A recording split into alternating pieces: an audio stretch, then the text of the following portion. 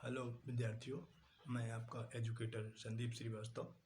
आज मैं फ्रांस की राजक्रांति के कारणों पर चर्चा करूंगा आपके साथ। और आज मैंने हिंदी में इसे करने का निश्चय किया है। तो आपको पहले पता होगा कि फ्रांस की राजक्रांति के कई कारण रहे हैं, जिनमें आर्थिक, सामाजिक कारण रहे हैं। इसके अलावा दार्शनिकों के रोल भी महत्वपूर्ण रहे हैं। तो पहला और सबसे महत्वपूर्ण कारण जो है उसे माना जा सकता है कि फ्रांस में जो है लुई 16 का शासन तंत्र। लुई 16 एक निरंकुश स्वेच्छाचारी शासक था। इसका मतलब यह है कि कोई भी लिखित संविधान नहीं था। आज हम सभी तरह के लोकतांत्रिक देशों में एक लिखित संविधान रखते हैं और संविधान ही के हिसाब से उस देश को चलाया जाता है। यहाँ तक कि न्यायपालिका को भी संविधान को फॉलो करना पड़ता है। किंतु उस समय लुई 16 एक स्वेच्छाचारी शासक था। उसकी इच्छा ही कानून होती थी, यानी जो लुई 16 कह देता था वही कानून माना जाता था। पहला और महत्वपूर्ण कारण फ्रांस की क्रांति का यह है।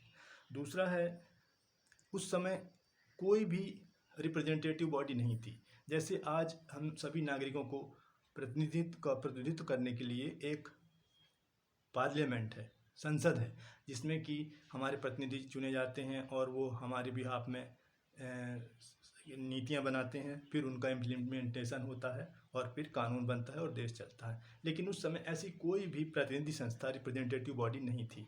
यानी लोगों को अपनी बात या अपने विचारों को आगे फैलाने के लिए कोई भी संस्था नहीं थी। यह भी एक महत्वपूर्ण कारण है जो कि अत्यंत अलोकतांत्रिक माना जाता है। तीसरा है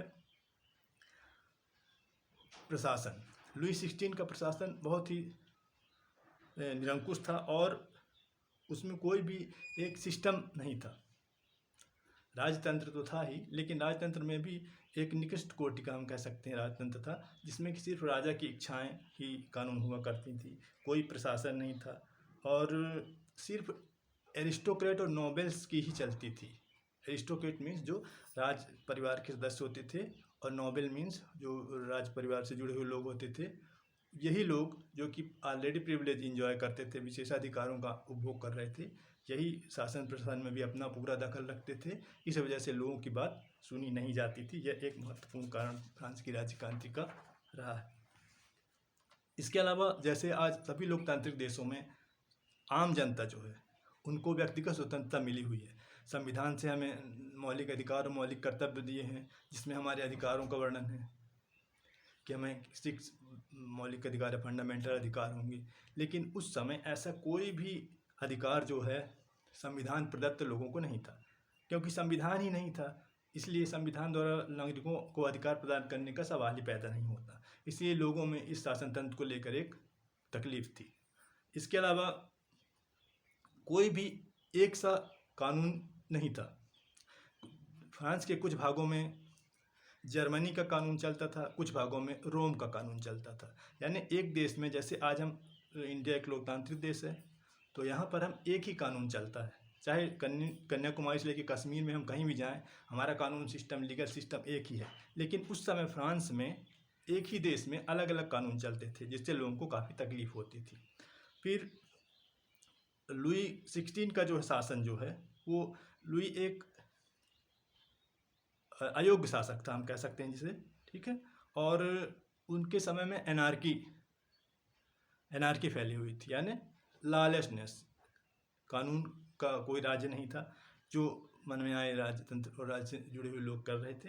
ये एक बड़ा कारण था जिससे लोगों में असंतोष था और अंततः यही असंतोष क्रांति के बीज के रूप में प्रस्फुटित हुआ। अगले कारण पर जब हम चर्चा करते हैं तो वो है कि फ्रांस की राज परिवार का खर्चा असीमित था। खर्चों पर कोई कंट्रोल नहीं था। रानी एंटोनेट भी काफ़ी खर्चीली थी और उनके सभी दरबारी, लिहाजा जनता को कष्ट झेलना पड़ता था। क्योंकि ये खर्च और पैसे कहाँ से आते थे राज्य को चलाने के लिए? ये सभी जनता के टैक्स से आते थे, जो थर्ड स्टेट के लोग चुकाते थे टैक्स, उसी से राज्य चलता था। और अत्यधिक खर्च के कारण राज्य का राजकोष है है ना, वो खाली हो गया था। तो ये एक बड़ा कारण था, क्योंकि आर्थिक कारण हमेशा क्रांतियों में महत्वपूर्ण हाथ रखते हैं, महत्वपूर्ण रोल रखते हैं। इसके अलावा जैसे कि मैं पहले कह चुका हूँ कि लोगों की बात रखने के लिए कोई भी रिप्रेजेंटेटिव बॉडी, प्रतिनिधि संस्था नहीं थी। जैसे हम आज पार्लियामेंट है, ये एक बड़ा कारण था। इसके अलावा फ्रांस का समाज जो है, अगर हम सामाजिक कारणों के बारे में चर्चा करते हैं तो फ्रांस का समाज एक फ्यूडल सिस्टम पर आधारित था, सामंती सिस्टम था। मीन्स कि एक बड़े ज़मीन का बड़ा हिस्सा कुछ खास लोगों के कंट्रोल में रहता था, जैसे कि चर्च हुए, क्लर्जी हुए, और जो किसान थे जिनको कि सर्फ कहते हैं, वो सिर्फ काम करते थे खेतों में, और अपने मालिक के लिए अन्न उपजाना, उनकी सेवा करना, यही उनका काम होता था। तो ये सिस्टम सामंती सिस्टम कहलाता था, और इस वजह से आम जनता है, किसान हैं, इनको परेशानी थी। जबकि ज़मीन का मालिकाना हक इन लोगों के पास नहीं था। जो किसान हैं खेतों में काम करते थे, किंतु ज़मीन उनके नाम पर नहीं होती थी। वो अपने मालिक के लिए, जिनको कि सामंत कहते हैं, फ्यूडल लॉर्ड्स, उनके लिए काम करते थे।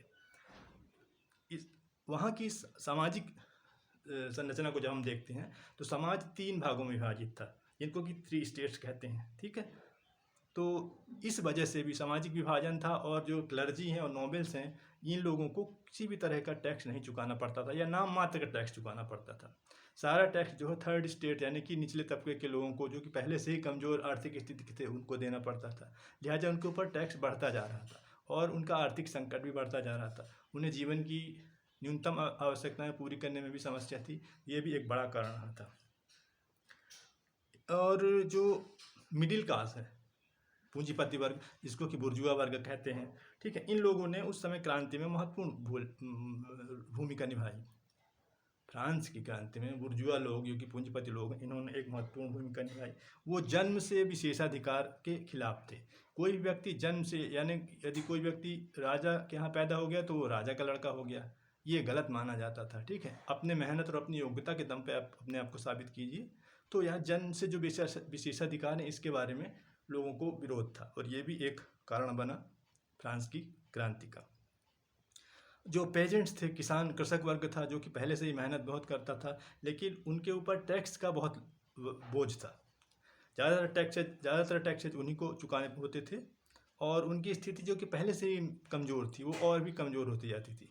क्योंकि राज्य में राजकोष खाली हो रहा था, इसलिए टैक्स बढ़ाए गए तो किसानों के ऊपर और अत्यधिक टैक्स हो गए। पहले से ही वो इस बोझ तले दबे थे। तो ये एक बहुत महत्वपूर्ण कारण माना जाना चाहिए। इसके अलावा जो टैक्स का सिस्टम था वो भी सही नहीं था, ठीक है। वो अनजस्टिस पूर्ण था। It was not just, it was unjust system, tax paying. तो टैक्स पेइंग क्या होता था, कुछ नोबिलिटी और क्लर्जी जो हैं, जिनके कि पास 40% से ज़्यादा राष्ट्रीय कुल संपत्ति थी, लेकिन उनको कोई टैक्स नहीं देना पड़ता था। यानी पहले से जो मलाईदार लोग थे, उनको टैक्स नहीं देना पड़ता था। टैक्स छोटे वर्ग के लोगों को, थर्ड स्टेट के लोगों को देना पड़ता था। इसके अलावा फ्रांस के शासन ने, राजा ने उस कमज़ोर आर्थिक स्थिति से निपटने के लिए जो कदम उठाए, वो पर्याप्त नहीं थे।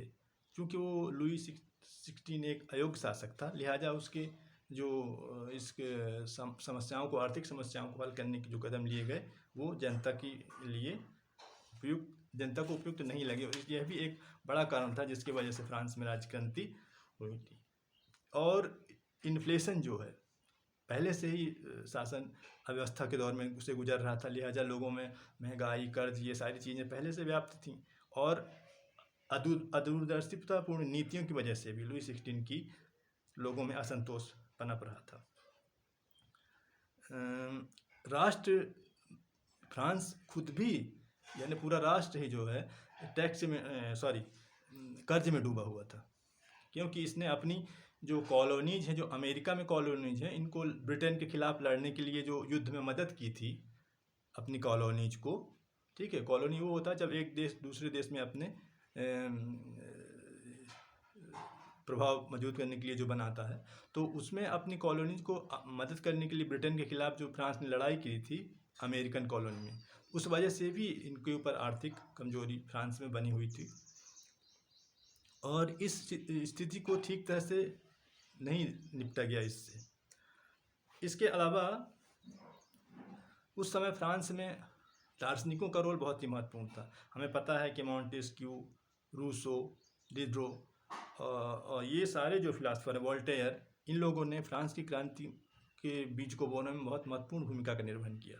तो इनका जो है रोल वो बहुत इम्पोर्टेंट है, क्योंकि रूसो ने कहा था कि मनुष्य स्वतंत्र पैदा हुआ किंतु वो सर्वत्र बेड़ियों में जकड़ा हुआ है। यानी प्रकृति ने, नेचर ने तो उसको स्वतंत्र पैदा किया है, लेकिन हमने ऐसा सामाजिक सेटअप बनाया हुआ है जिसमें एक व्यक्ति स्वतंत्र होकर भी स्वतंत्र नहीं होता, हर जगह बेड़ियाँ हैं। तो उन बेड़ियों को तोड़ने की कोशिश की जानी चाहिए। इससे लोगों में स्वतंत्रता के लिए एक जज्बा पैदा हुआ रूसो के विचारों से। इसके अलावा वोल्टेयर जो है, उनका मेन टारगेट था कैथोलिक चर्च में सुधार लाने के पक्ष में थे वोल्टेयर, लिहाजा वो चर्च की बुराइयों को दूर करना चाहते थे।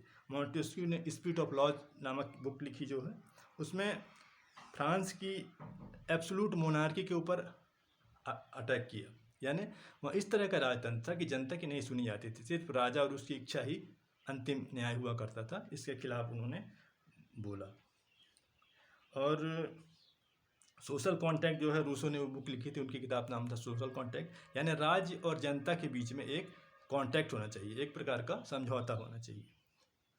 इसके अलावा एक और महत्वपूर्ण कारण जो कि मैं जिस पर चर्चा करना चाहूँगा वो है American war of independence. America में जो स्वतंत्रता का युद्ध चल रहा था ब्रिटेन की कॉलोनियों के खिलाफ, तो उसने भी जो है, हालांकि ये 1776 से 1783 AD के बीच में था, तो इसने अपनी फ्रांस की क्रांति पर निश्चित रूप से असर डाला।